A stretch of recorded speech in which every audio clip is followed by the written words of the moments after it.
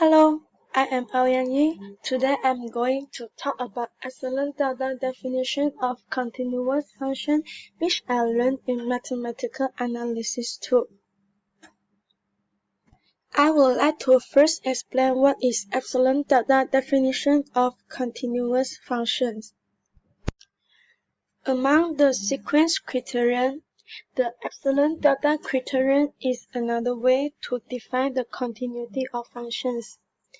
This criterion describes the feature of continuous functions, that sufficiently small changes of the argument cause arbitrarily small changes of the function value. From analyzing the limit of a function at a point C to analyzing the continuity of a function f on R2. The limit of a function fx at a point C is independent of the value of the function fc. In the special case that the limit of f at c is equal to the value of fc, a function is stated to be continuous at x equal to c. This section gives an excellent data definition of continuity for functions on the real numbers. It is very similar to the limit definitions. Now, let us move on to the definition of this topic. Let fr to R be a real function and let C in R. Then f is continuous at C for each epsilon bigger than 0. There exists a value delta bigger than 0 such that the absolute of fx minus fc will less than the epsilon. Whenever x in R and absolute of x minus c will bigger than 0 and less than delta. Now I will show two examples for this topic, and this is the first example. Consider the function fx equal to 5x minus 3 is continuous at c equal to 1.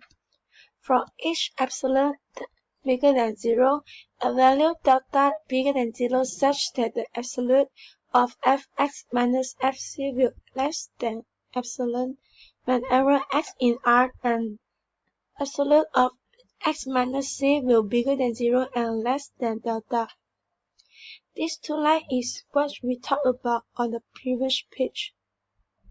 Now I will start to explain this example. The absolute of fx minus fc, and this is fx, this is fc, which 5x minus the absolute of 5x minus 3 minus 5 times 1 minus 3.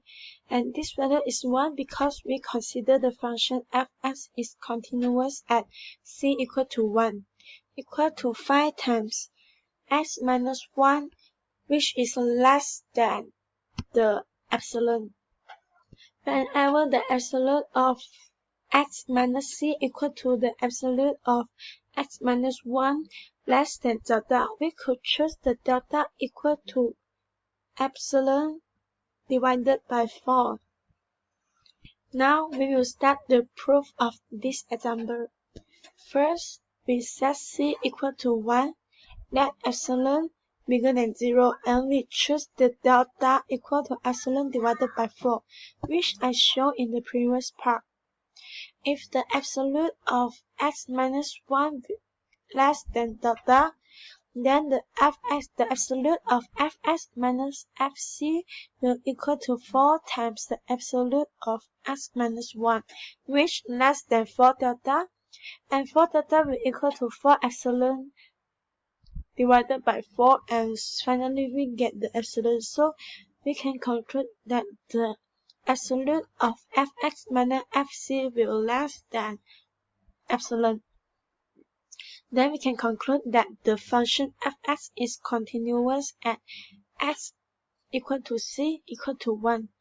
This completes our example. Now let us move on to the example 2. Prove that the fx equal to x cubed plus 2x minus 1 is continuous at x equal to 1. First, we'll let epsilon bigger than 0 be given, and we'll let delta bigger than 0 and less than the minimum value of 1 and epsilon divided by 9. For absolute of x minus 1 less than delta, we have the absolute of fx minus f1 equal to the absolute of x cubed plus 3 plus 2x minus 3, and we will get the absolute of x minus 1 times the absolute of x squared plus x plus 3. Since delta less than 1 and absolute of x minus 1 less than delta, so we have x is in 0 and 2. The absolute of x squared plus x plus 3 will less than 9, therefore the absolute of fx minus f1 will less than 9 delta, which is less than epsilon. Now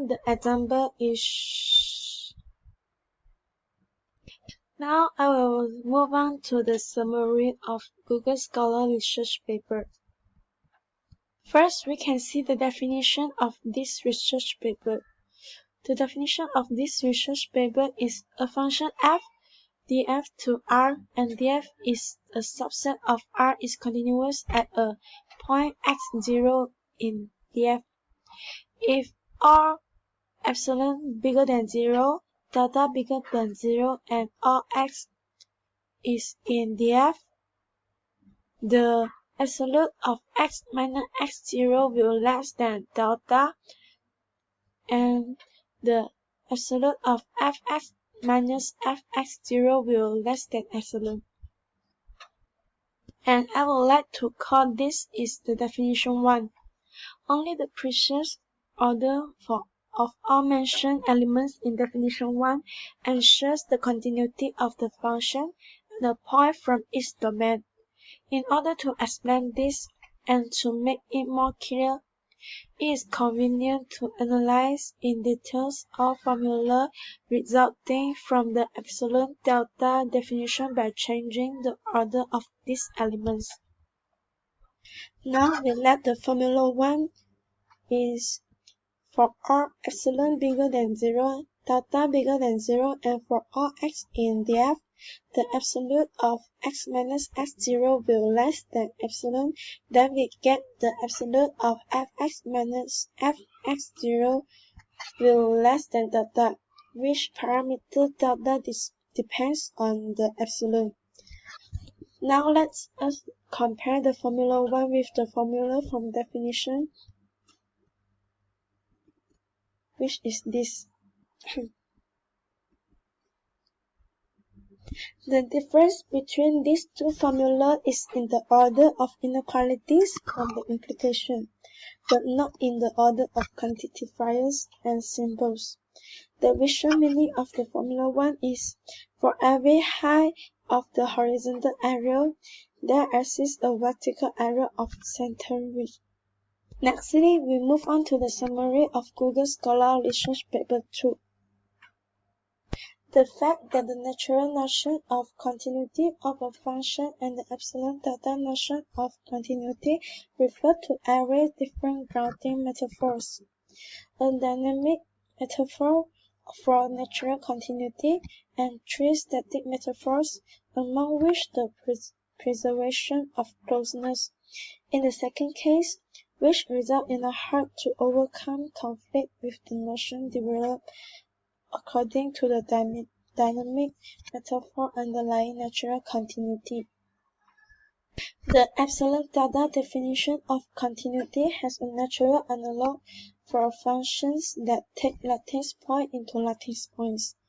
It turns out that a function f is continuous if and only if it takes neighbors into neighbors. For example, if q is a neighbor of p and then fq equal to fp, or is a neighbor of fp, the diagonal neighbors is not allowed. Some basic properties of such continuous function are established. In particular, we show that a continuous function from a finite block of lattice points into itself has an almost fixed point P such that Fp is a neighbor of P, and the diagonal neighbors is allowed.